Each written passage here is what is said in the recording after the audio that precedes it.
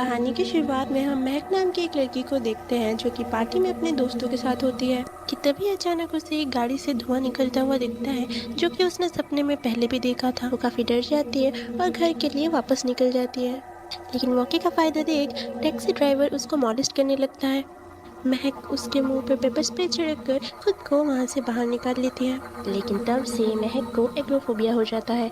इस फोबिया में लोगों को लोगों से मिलने से डर लगता है। वो सिर्फ अपने करीबी लोगों के साथ रहते हैं या उनसे बातचीत करना पसंद करते हैं। महक का ख्याल रखने के लिए उसके परिवार में सिर्फ उसकी बड़ी बहन है अनुषा, लेकिन उसके ऊपर भी काफ़ी सारे और रिस्पॉन्सिबिलिटीज़ हैं, जैसे कि उसके बच्चे और उसका जॉब। वो इन्हीं चीज़ों को मुद्दों में रखकर अनुषा और शान, जो कि महक का बॉयफ्रेंड है, उन्होंने डिसीजन लिया कि वो महक को एक अकेले अपार्टमेंट में शिफ्ट करेंगे ताकि वो अपने फोबिया से बाहर निकल सके। वो महक को चालाकी से स्लीपिंग पिल्स देकर अपार्टमेंट में शिफ्ट कर देते हैं। दरअसल वो अपार्टमेंट शान के एक दोस्त का होता है। यहाँ पे पहले एक जिया नाम की लड़की रहा करती थी, लेकिन अचानक वो अपार्टमेंट छोड़कर चली गई और उसने उस अपार्टमेंट का किराया भी नहीं दिया था। महक भी उनकी बातों को एग्री कर वहाँ पे रहने के लिए मान जाती है और वहाँ की साफ सफाई करना शुरू कर देती है।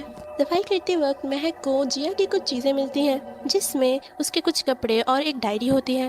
महक उस डायरी को पढ़ने लगती है और हमें यहाँ ये पता चलता है कि जिया एक कैबिन क्रू थी और उसका एक बॉयफ्रेंड भी था मनु, लेकिन मनु जिया के साथ काफी मारपीट किया करता था। रात को सोते समय महक को दरवाजे से कुछ अजीब रोशनी आती हुई दिखी। उसने जब उस पीक होल से झांकने की कोशिश की, उसे वापस वही टैक्सी नजर आई जिसके ऊपर कुछ अजीब लोग चढ़ रहे थे।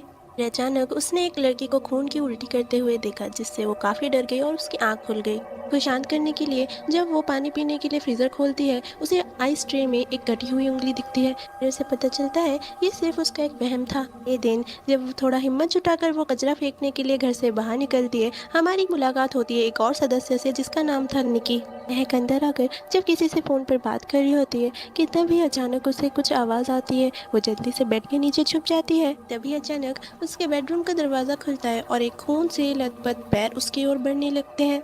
वो किसी भी तरह वहां से बाहर भाग आती है। खुद को शांत कर जब वापस जिया की डायरी पढ़ रही होती है, उसे बाहर से कुछ आवाज आती है। वो बाहर जाकर उस घड़ी को उठाती है, तभी अचानक उसके सामने से कोई तो गुजरता है। वो जल्दी से जाकर बाथरूम में छुप जाती है और किसी को कॉल करने लगती है कि तभी अचानक बाथरूम के बाथटब से जिया खून से लथपथ बाहर आने लगती है और ये देख महक काफी डर जाती है।